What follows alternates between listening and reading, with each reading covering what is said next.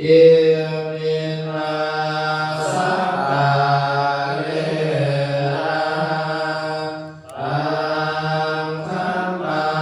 งอภิปุสัยามะข้าพเจ้าขอบูชาแด่พระธรรมนั้นด้วยเครื่องสักการะทั้งหลายเหล่านี้สวากขาโตภะคะวะตาธัมโมพระ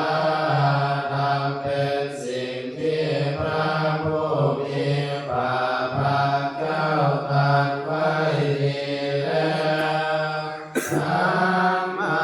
งนามัสสามิข้า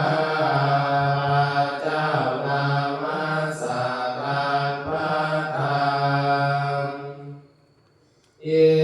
มินาสักกาเลนะตังสังฆังอภิปุสัยามะข้าพเจ้าขอบูชาแด่พระสงฆ์หมู่นั้นด้วยเครื่องสักการะทั้งหลายเหล่านี้สุปฏิปันโนภะคะวะโตสาวกสังโฆพระ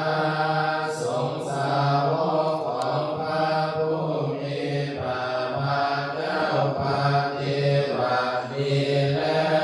วสังฆังนามามิข้าพเจ้านอบน้อมพระสงฆ์พุทธังสรณังคัจฉามิข้าพเจ้าขอเลิกพระพุทธเจ้าว่าเป็นที่พึ่งธัมมังสรณังคัจฉามิข้าพเจ้าขอถึงพระธรรมว่าเป็นที่พึ่